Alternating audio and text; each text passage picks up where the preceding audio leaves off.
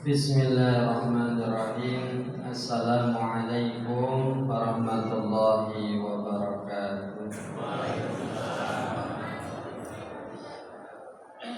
Alhamdulillahi rabbil alamin. Asyhadu an la ilaha illallah wahdahu la syarika lah wa asyhadu anna Muhammadan abduhu wa rasuluh. Allahumma shalli ala Muhammad wa ala ali Muhammad wa ashabihi ajma'in, amma ba'du. Sehat ibu dan bapak? Agar kajiannya senantiasa mendapatkan rahmat dan barokah dari Allah, mari kita awali dengan membaca basmalah. Bismillahirrahmanirrahim. Terakhir bulan Juli kita bahas apa kemarin? 7 penyesalan. Penyesalan penghuni neraka. Nah, malam hari ini kita akan membahas bagaimana cara merubah sifat seseorang, Bapak. Kalau jenengan melakukan 3 perkara ini bisa merubah seseorang. Berarti kalau ada orang yang jauh dari 3 perkara ini, maka sifatnya akan menjadi buruk, Bapak. Kalau orang ini jauh dari 3 perkara ini, maka karakternya akan menjadi karakter yang buruk.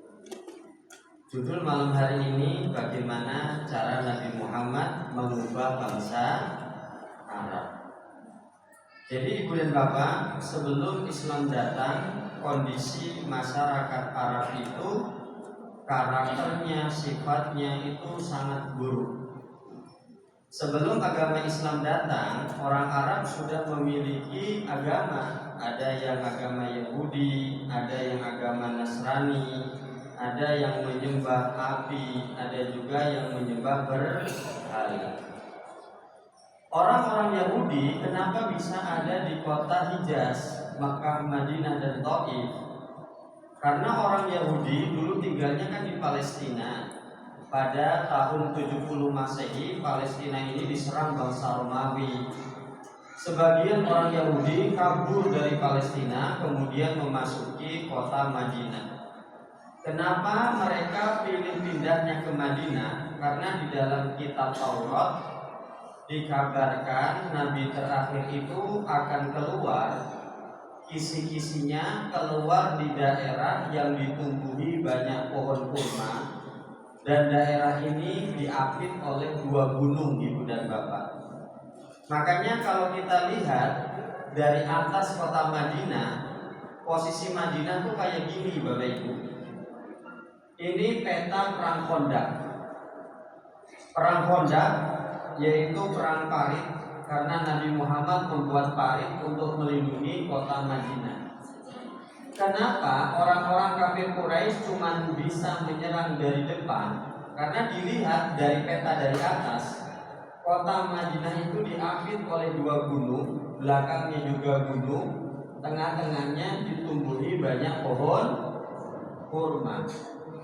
Makanya hal ini pun sudah sampai di orang-orang Yahudi. Bahkan orang-orang Nasrani pun juga sama. Mereka tahu bahwasannya Nabi terakhir akan keluar di daerah yang banyak pohon kurma, dan daerah ini diapit oleh 2 gunung. Ketika Nabi masih kecil remaja, kan ikut jualan sama pamannya Abu Thalib ke negeri Syam. Ketika sampai di selatan Syam, rombongan Abu Thalib berhenti di dekat gerejanya Bahirah. Bahirah ini seorang pendeta yang sebelumnya beragama Yahudi. Jadi Bahirah ini menguasai 2 kitab, kitab Taurat dan kitab Injil. Dan Bahirah ini melihat kafilah dagangnya Abdul Muthalib itu kalau jalan di atasnya ada awan yang menaungi. Singkat cerita, pendeta Bahirah itu tahu di antara mereka ada seorang nabi akhir zaman. Kemudian ketika bertemu langsung interogasi Bahirah ini, "Hei Abu Thalib, ini siapa?" "Ya, anakku," kata pendeta. Tidak mungkin. Dia bukan anakmu kan? Kok kamu tahu? Karena aku melihat dari ciri-cirinya dia adalah seorang nabi terakhir. Wahai Abu Thalib, janganlah engkau bawa anak ini ke negeri Syam. Kalau ketahuan orang-orang Yahudi, mereka akan membunuh anak ini. Kenapa orang Yahudi begitu tidak suka dengan Nabi Muhammad? Ingat Bapak Ibu, Nabi Ibrahim itu punya istri dua. Yang pertama namanya Sarah, yang kedua namanya Hajar. Sarah punya anak namanya Ishak. Ishak ini punya anak namanya Yakub. Dan orang Yahudi itu keturunan dari Nabi Yakub. Istri yang kedua yaitu Hajar. Hajar ini punya anak namanya siapa? Ismail. Nah, Nabi Muhammad keturunan dari Nabi Ismail. Maka orang Yahudi ini tidak terima.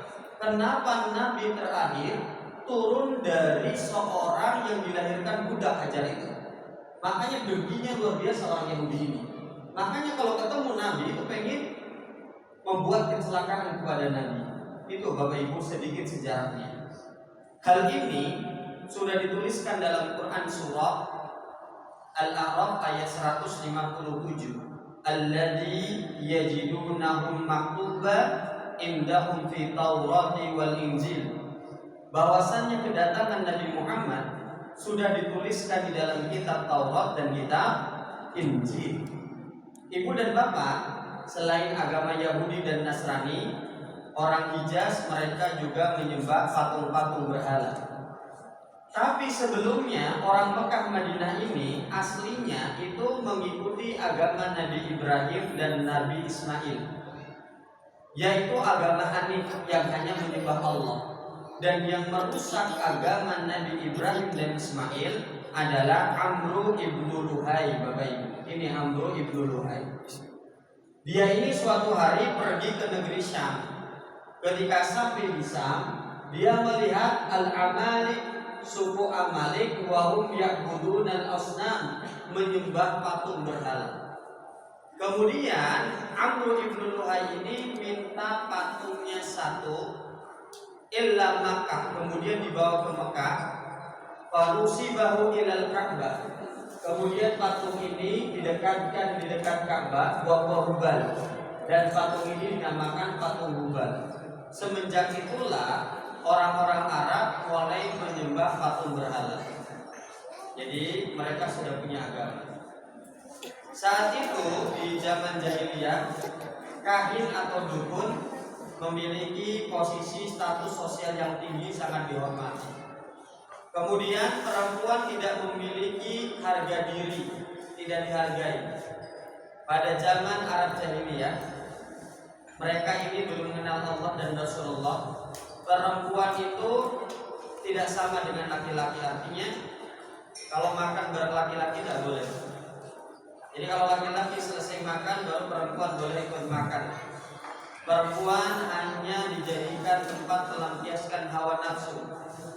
Dan perempuan pada zaman jahiliyah tidak boleh mendapatkan warisan, Bapak Ibu. Bahkan perempuan ini malahan bisa diwariskan kalau suaminya itu meninggal. Bahkan tradisi jahiliyah saat itu mengubur bayi perempuan. Alasannya ada tiga. Yang pertama, karena anak perempuan ini khawatir akan tertimpa kemiskinan, baik kemiskinan orang tuanya dan kemiskinan anak ini ketika dewasa. Karena kalau punya anak perempuan ini, anak perempuan gak bisa membela sukunya, dan anak perempuan ini gak bisa kerja zaman dulu ya, maka takut tertimpa kemiskinan. Kemudian yang nomor dua, anak wanita tidak bisa bekerja sebagaimana anak laki-laki. Dan yang terakhir, mereka khawatir anak perempuannya itu dijadikan perbudakan. Dan siapa pertama kali orang yang mengubur bayi perempuan? Namanya Qais ibnu Asim At-Tamami. Ini orang yang pertama kali mengubur bayi perempuan. Ceritanya gini Pak, Bu, ilmu ini ya. Jadi ada Nu'man bin Munzir. Dia ini salah satu penguasa di Irak. Irak itu di sini petanya.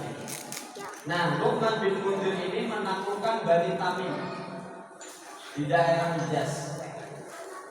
Semua perempuan Bani Tamim ditawan oleh Nu'man bin Munzir. Semua perempuan, baik itu remaja, kecil ataupun sudah dewasa. Dan perempuan ini ditawan bertahun-tahun.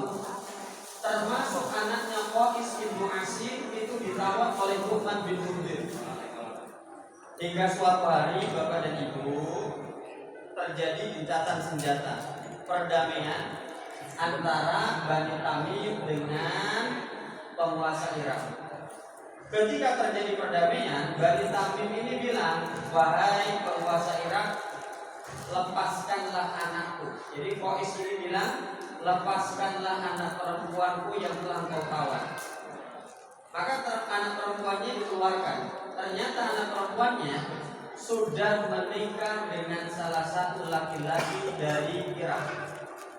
Kemudian diberikan tawaran, hei Cahayu, kamu pilih mana? Kamu pilih kembali kepada keluarga Bani Tamim atau tetap di sini ikut suamimu, yaitu menjadi tetap orang Irak.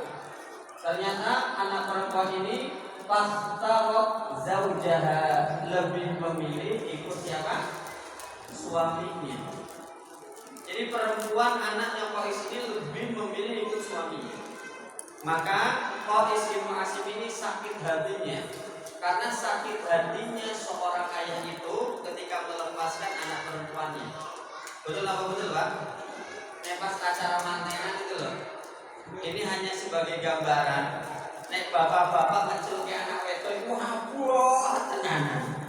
Betul apa betul Pak? Nah, begitu juga dengan Qais bin Asim juga sama. Karena saking sakit hatinya, anna la tuwallidul lahu binhu, seandainya istriku melahirkan anak perempuan lagi, illa kecuali dan ruha hayatan, maka aku akan kubur bayi perempuanku hidup-hidup. Mulai dari sinilah kata bi'ahul Arabu fidalik, bangsa Arab mulai mengikuti yang dilakukan oleh Qais bin Asim at-Tamimi. Sampai sini bisa diterima Bapak Ibu sejarah kenapa jahiliyah dulu mengubur anak perempuan. Tapi perlu dicatat, tidak semua suku Arab melakukan hal ini. Suku Quraisy tidak melakukan. Kalau suku Quraisy itu melakukan, maka Umar bin Khattab punya anak namanya Hafsah. Hafsah ini sudah meninggal, buktinya Hafsah masih hidup. Nah, kemudian Ibu dan Bapak, hal ini sampai digambarkan di dalam Quran surat An-Nahl, wa idza busyira ahaduhum bil untha, ketika mereka mendengarkan istrinya bahwasannya melahirkan anak perempuan, dhalla wajhu, maka wajah mereka itu menjadi hitam, wa hum kadhib, dan mereka itu marah. Kemudian kalau punya anak perempuan pilihannya dua, ayumsikuhu ala huni, merawat anak perempuannya dengan penuh kehinaan, ya justru fiturah, atau mengubur bayi perempuannya hidup. Maka turunlah agama Islam melarang keras mengubur anak perempuan atau anak-anak. Dalam Quran surah Al-Isra, wala taqtulu auladakum khasyata imlaq, janganlah kalian membunuh anak-anak kalian gara-gara kalian itu takut miskin. Nahnu narzuquhum wa iyyakum, karena yang memberikan rezeki kepada anakmu adalah aku Allah. Wa iyyakum, dan rezeki yang kalian dapatkan itu juga dari Allah. Ibu dan Bapak, selain tradisi menguburkan bayi perempuan, bangsa Arab tradisinya meminum khamr, Ibu dan Bapak. Karena khamr itu zaman dahulu belum dilarang sebagai penghormatan terhadap tamu. Kalau kita di Indonesia ada tamu, masa disuguhi air putih kan kurang sopan ya. Biasanya ya teh apa-apa gitu kan. Kalau saya mah tetap air putih aja Pak. Khusus saya air putih aja. Nah, saat itu juga Ali bin Abi Thalib itu diundang oleh Abdurrahman bin Auf untuk haflah pesta. Lagi asik-asiknya pesta sambil minum khamr, Waqad hadratis shalah, tiba-tiba waktu sholat itu datang. Ali bin Abi Thalib kemudian menjadi imam sholat dalam posisi masih mabok Bapak Ibu.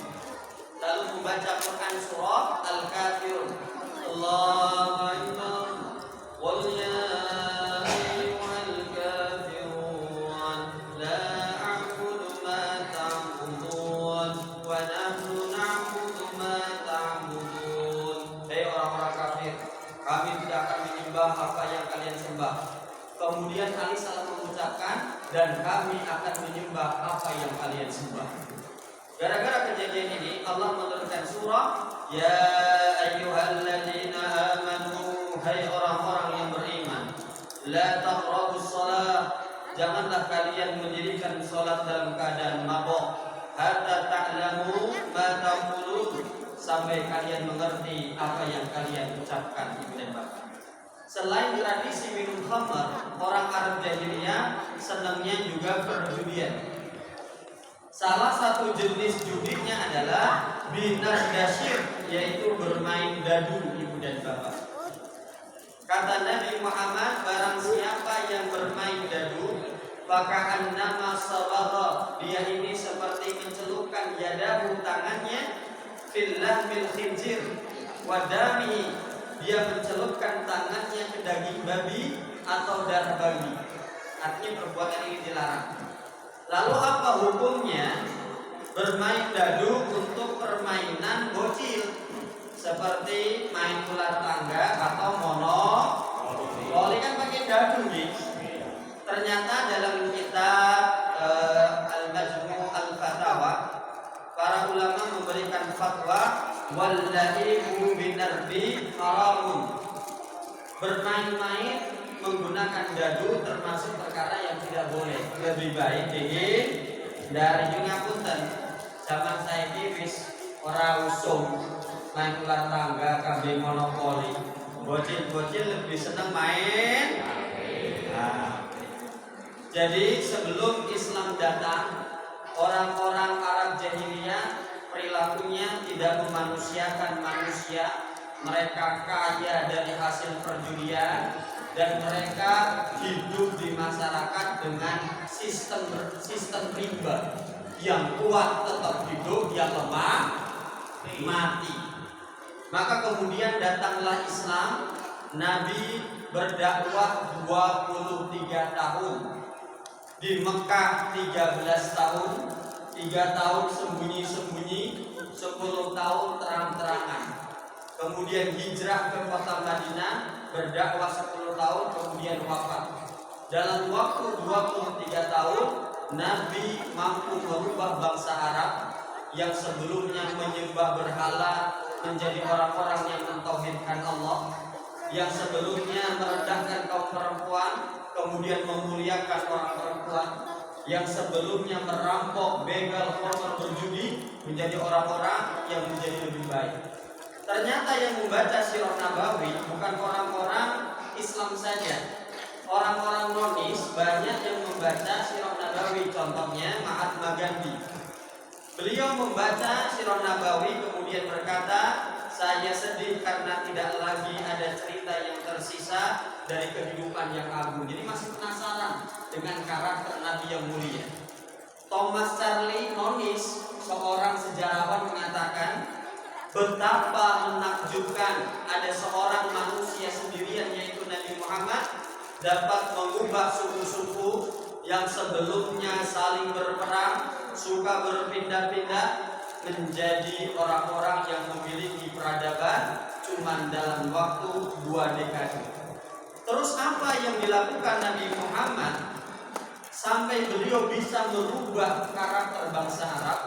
Ada 3 yang dilakukan Nabi, Bapak Ibu.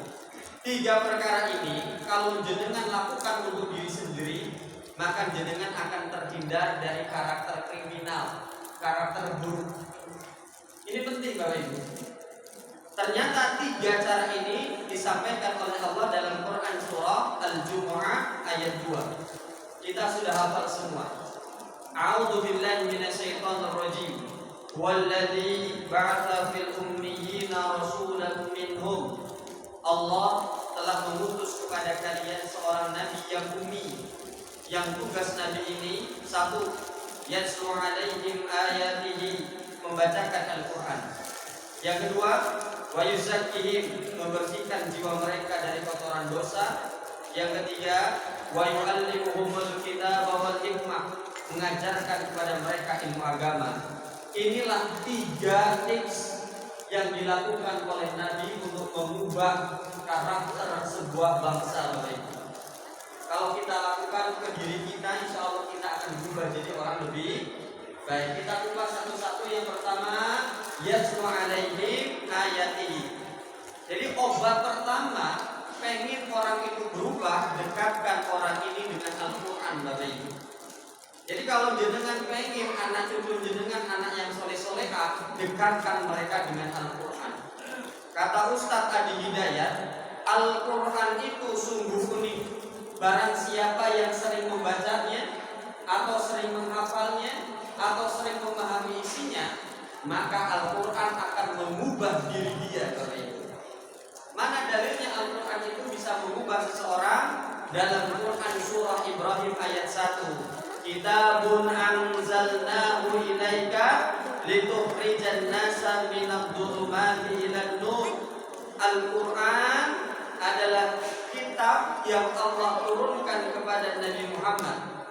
Al-Quran ini litukhrijan nas, akan mengubah manusia yang sebelumnya minadh-dhulumat, dia ini memiliki karakter yang gelap, suka membunuh, karakter yang negatif, ilan nur, diubah menjadi karakter yang positif, lebih terang benderang, dia menjadi orang lebih baik. Makanya fungsi Al-Quran hudan linnas, sebagai petunjuk manusia. Contohnya apa Pak Dede? Al-Quran itu bisa merubah seseorang. Ada 4 cerita. Yang pertama, cerita Umar bin Khattab yang sudah sangat terkenal. Umar bin Khattab sangat bengis, dia sudah memakai baju perang, mau mendatangi Nabi Muhammad karena Nabi Muhammad sudah memecah belah bangsa Arab saat itu. Ketika di jalan, Nabi bertemu dengan Bani Zuhra. Hei Umar, ente mau kemana? Aku ingin menemui Nabi Muhammad. Kenapa ente jauh-jauh ingin bertemu dengan Nabi? Lihat adik kandungmu, Fatimah namanya. Dia telah login dengan suaminya masuk ke dalam agama Islam. Apa? Maka Umar balik kanan, gerak balik lagi. Mendatangi rumah adiknya, digedor pintunya. Ternyata adiknya Umar bernama Fatimah dan suaminya sedang belajar ngaji kepada Khobab, salah satu sahabat Nabi yang diutus mengajari Fatimah. Ketika Khobab tahu Umar datang, maka Khobab ini bersembunyi di salah satu bagian rumahnya Fatimah. Lalu Umar ini, wahai Fatimah, berikan apa yang kau pegang, yaitu lembaran Al-Quran. Kata Fatimah, tidak boleh karena engkau ini masih kotor begitu. Maka terjadilah kekisruhan. Umar ini mengambil dengan kasar, tapi tetap dipegang oleh Fatimah. Dipukullah Fatimah oleh Umar, dilindungi oleh suaminya dihajar.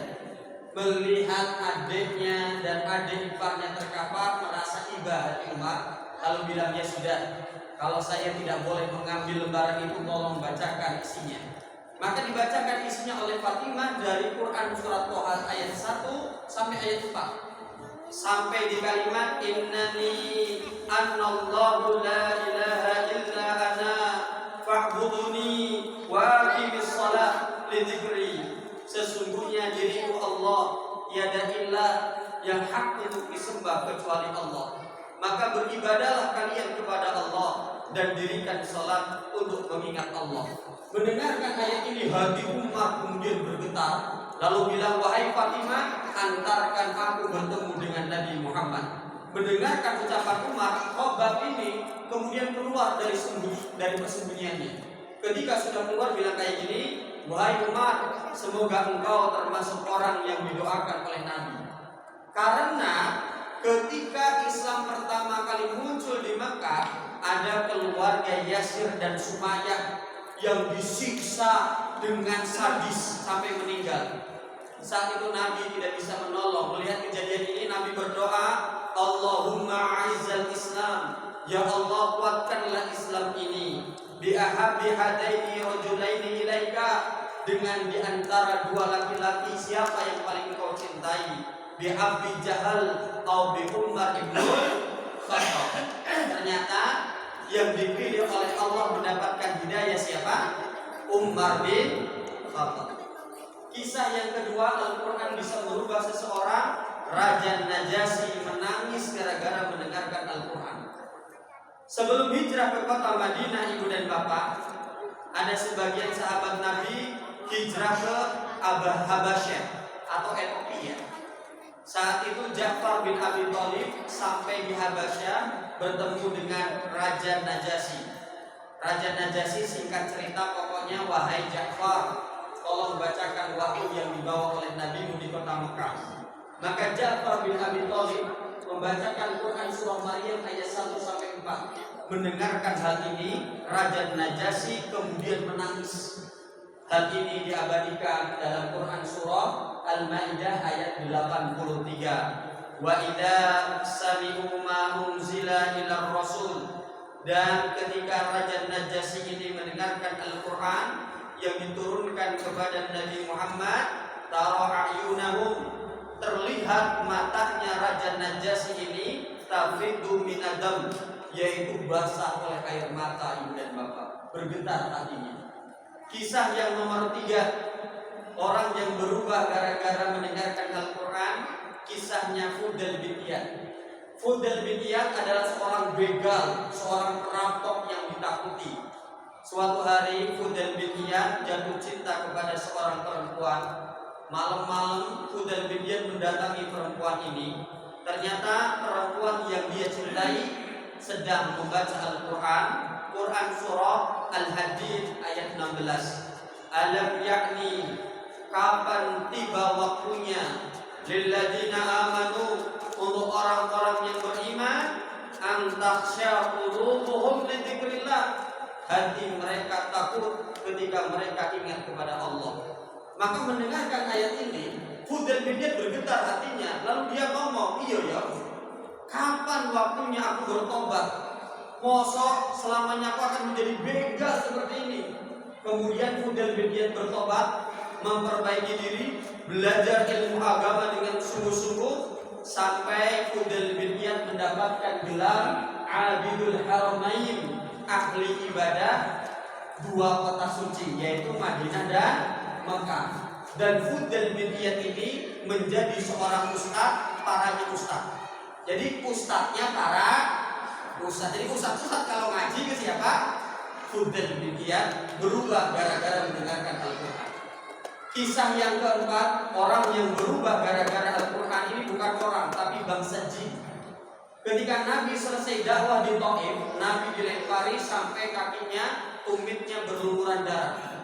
Dari Thaif, Nabi kembali lagi ke kota Mekah. Ketika sampai di lembah Nakhlah, sebelum memasuki kota Mekah, Nabi membaca Al-Quran di sana. Kemudian Nabi didatangi oleh bangsa jin. Wa id sarafna ilaika nafaran minal jin. Nabi didatangi sekelompok bangsa jin. Yastami'una al-Quran. Jin-jin ini mendengarkan Nabi membaca Al-Quran. Falamma hadaru, ketika mereka sudah dekat, qalu, mereka berkata, ansitu, menengok kabeh, dengarkan orang ini sedang membaca ayat Allah. Falamma qudiya walau ila qaumi, selesai mendengarkan Nabi membaca Al-Quran, bangsa jin ini kembali lagi kepada kaumnya, mundirin, telah login masuk Islam dan menyampaikan Al-Quran, ibu dan bapak. Inilah 4 kisah yang berubah gara-gara mendengarkan Al-Quran. Mereka bukan cuma mendengar, yo pahami isinya. Kata Ustaz Adi Hidayat, orang yang berubah gara-gara Al-Quran ciri-cirinya ada 3. Yang pertama, ketika dia sering dekat dengan Al-Quran, hidupnya makin lebih tenang. Makanya Allah Subhanahu wa taala bilang, ala bidzikrillah tatmainnul qulub, dengan mengingat Allah hati kita menjadi lebih tenang. Karena Al-Quran itu ma huwa syifa wa rahmatul lil mu'min. Al-Quran itu memiliki kekuatan, bisa mendatangkan rahmat dan menyembuhkan penyakit yang ada di dadanya kaum muslimin. Bahkan Nabi mengatakan, barang siapa yang dekat dengan Al-Quran, dengan membacanya, memahami isinya, atau menghafalkan, illa nazalat alaihi sakinah, maka Allah akan memberikan ketenangan kepada dia. Ciri-ciri yang kedua, orang yang sudah berubah gara-gara Al-Quran, dia berubah menjadi lebih baik, meninggalkan dosa-dosa besar. Jadi sebelumnya dia tidak dekat dengan Al-Quran, dia melakukan hobinya molimo, bedeng, negok, main, maling kulit. Kemudian dekat dengan Al-Quran, memahami isi Al-Quran sedikit demi sedikit, dia mulai takut dengan apa yang dia lakukan, sehingga menjauhi dosa-dosa besar.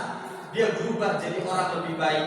Sebagaimana dalam Quran surah An-Nisa ayat 31, in tajtanibu kabair, jika mereka menjauhi dosa-dosa besar, ma tunhauna anhu nukaffir ankum sayyi'atikum, maka Allah akan menghapuskan dosa-dosa kecil yang mereka lakukan, wa nudkhilkum mudkhalan kariman, dan Allah akan memasukkan dia ke dalam surga yang penuh dengan kenikmatan. Ibu dan bapak, ciri yang ketiga, orang ini sudah berubah dengan Al-Quran. Ciri-cirinya adalah orang ini semakin antusias, semakin semangat. Waktunya sholat, pengen dandang di masjid. Waktunya ada pengajian, pengen dandang datang ke tempat pengajian. Dia ini makin semangat terhadap hal-hal yang bisa memberikan manfaat buat dia. Hal ini disampaikan dalam Quran surah Fatir, wa minhum sabiqun bil khairat biidznillah. Mereka ini semakin semangat, ibu dan bapak, terpacu ingin berbuat amal soleh sebanyak-banyaknya. Inilah 3 ciri orang ini sudah berubah gara-gara dia ini dekat dengan Al-Quran. Makanya ibu dan bapak yang hadir, Nabi Muhammad bilang kayak gini, iqra'il Quran fi syahri, maka hatamkanlah Al-Quran minimal sebulan sekali. Al-Quran 30 juz, kalau dibagi 30 hari berarti minimal tilawah 1 hari berapa juz? 1 juz, ibu dan bapak. Akan tetapi Imam An-Nawawi di dalam kitab Fathul Bari mengatakan, aktsarul ulama ala annahu la taqdiru fi dzalik. Tapi kebanyakan ulama memberikan kesepakatan tidak ada batasan tertentu. Kenapa? Wa bihasabi nasyati wal quwwah. Karena setiap orang itu semangat dan kekuatannya berbeda-beda. Enten bakaku mauti sekali duduk 1 juz 2 juz kuat. Ada canom baru 1 lembar 2 muka kos-kosan.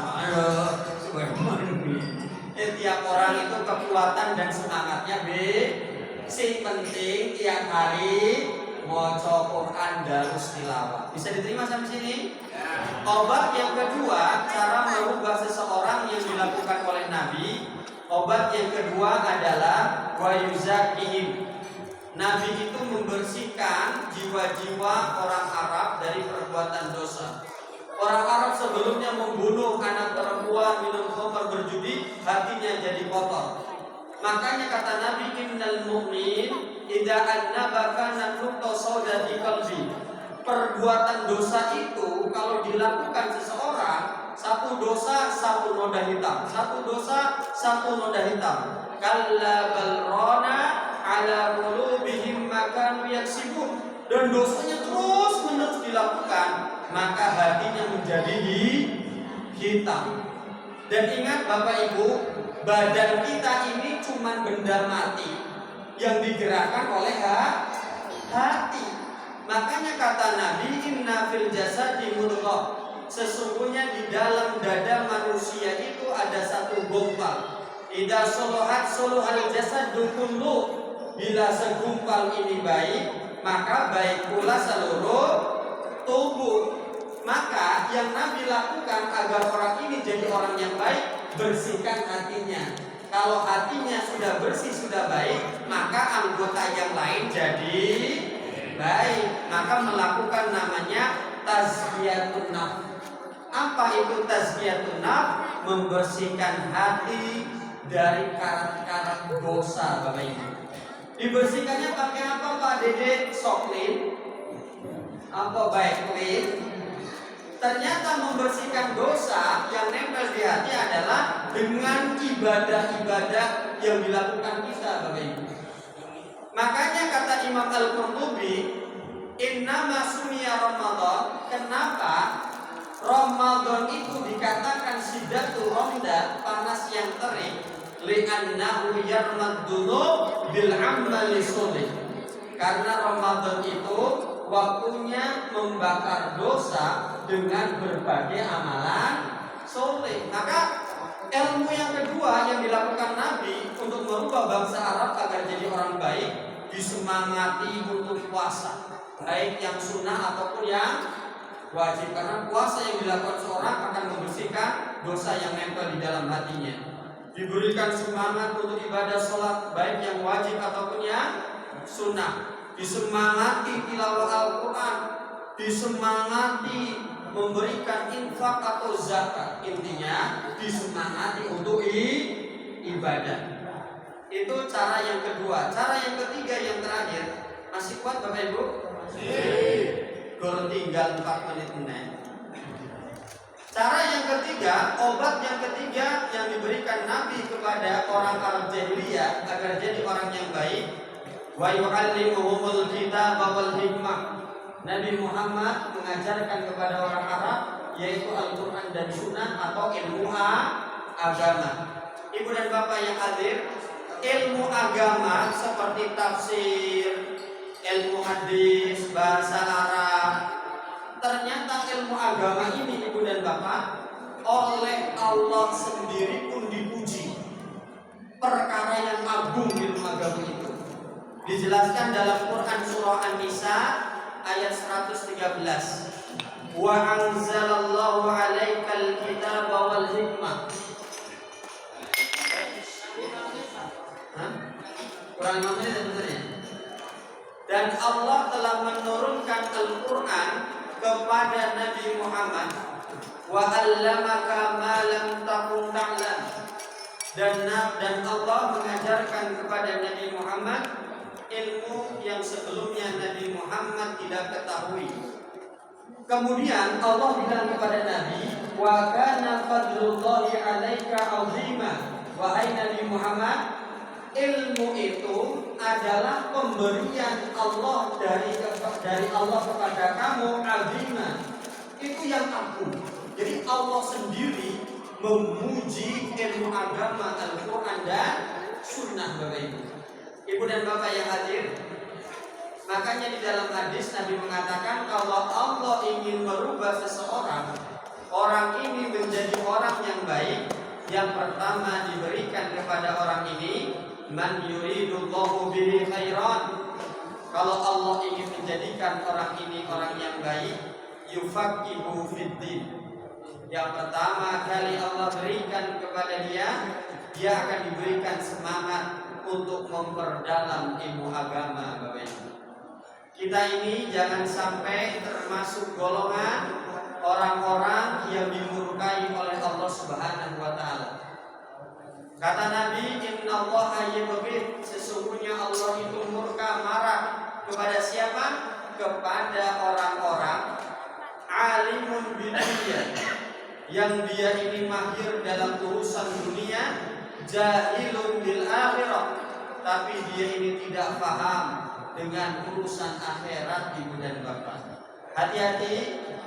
Waman hadihi a'ma, barang siapa yang di dunia ini tidak paham dengan urusan akhirat, buta urusan akhirat, fahuwa fil akhirah a'ma, maka besok di akhirat pun dia dalam keadaan buta. Makanya Ibu dan Bapak, belajar ilmu agama termasuk salah satu wasilah agar kita diberikan kemudahan masuk ke dalam surga. Kata Nabi, man salaka tariqan yaltamisu fihi ilma sahalallahu tariqan ilal jannah.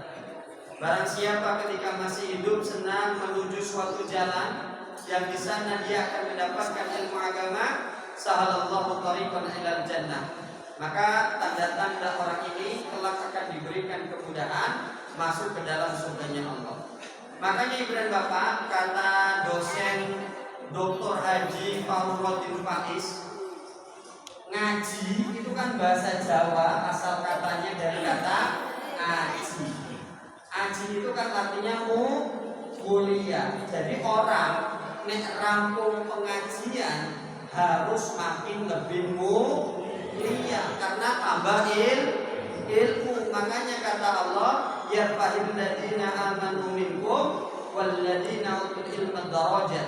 Barang siapa yang beriman dan berilmu, maka derajatnya akan dinaikkan jadi orang mulia. Alhamdulillahirabbil. Selesai pas adzan Isya. Jadi Kasim pulang. Ibu, saya bikin ceramah ini termasuk menasehati diri saya pribadi. Ingat, orang itu kalau selama masih hidup belum tentu jaminan bisa istiqomah sampai mati, Bapak Ibu. Walaupun dia seorang ustaz, belum tentu jaminan meninggal dalam keadaan baik. Betul apa betul, Pak? Makanya agar kita tetap jadi orang baik, tetap istiqomah, maka dekatkan diri dengan Al-Quran. Monggo Bapak Ibu, ojo nganti lali tilawah Al-Quran setiap hari.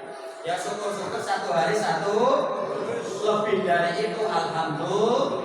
Nek ora kuat sak mampune panjenengan. Bukan menunjukkan toh, ajak keluarga. Yang kedua, agar kita tetap jadi orang baik dan istiqomah, ibadah terutama yang wajib-wajib kudu dijaga. Karena ibadah itu menjaga otak kita agar tetap waras dan hati kita agar tetap tidak keras.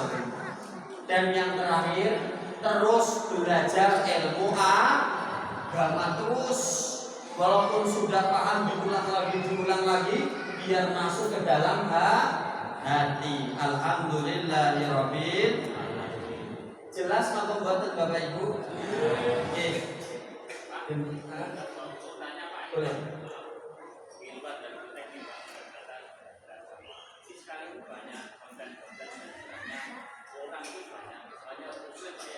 Pelihara anjing banyak sekali, bahkan langsung anjingnya itu dicium dalam garis padahal itu kan anjingnya olahraga Pak. Nah ini terus sebenarnya bagaimana Pak? Sekarang banyak sekali orang Muslim yang saya di hotel juga banyak sekali yang pelihara anjing. Nah ini hukumnya bagaimana Pak? Saya pernah menyampaikan rawat dan jagalah amal solehmu, sudah apa belum Bapak Ibu? Ada 12 amalan yang bisa mengurangi saldo amal soleh. Salah satu yang bisa mengurangi saldo amal soleh adalah memelihara anjing, Ibu dan Bapak. Jadi memelihara anjing bisa mengurangi saldo amal soleh panjenengan.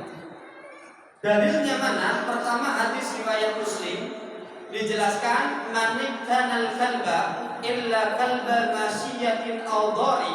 Barang siapa yang memelihara anjing dan anjing ini tidak digunakan untuk menjaga perkebunan atau menjaga ternak, dia melihara anjing dan menciumnya hanya sekedar entertain, hiburan, hobi, gue senang-senang. Perhatikan, naqasa min amalihi kulla yaumin qiratan. Maka setiap hari amalan solehnya akan hilang sebesar 2 qirot. 1 qirot itu sebesar gunung Uhud. Jadi perharinya dia akan kehilangan 2 amal soleh sebesar gunung Uhud. Padahal amal solehnya sehari belum tentu sebanyak gunung Uhud. Ora bakul keropok ketabrak Honda. Apa hukumnya memelihara anjing? Hukum memelihara anjing adalah haram dan termasuk perbuatan dosa, kecuali anjing digunakan untuk berburu, untuk menjaga tanaman atau hewan ternak. Selain itu tidak boleh, Ibu dan Bapak. Bisa diterima ini? Jadi termasuk amalan yang bisa mengurangi saldo amal soleh dan mendatangkan dosa juga kalau hanya untuk hiburan semata. Sudah cukup nih? Ye, alhamdulillah. Mari kita dari itu tadi belum? Mari kita akhiri dengan membaca doa kafaratul majlis. Subhanakallahumma wa bihamdika asyhadu an la ilaha illa anta astaghfiruka wa atubu ilaik. Wa akhiru da'wana alhamdulillahi rabbil alamin. Assalamualaikum warahmatullahi wabarakatuh.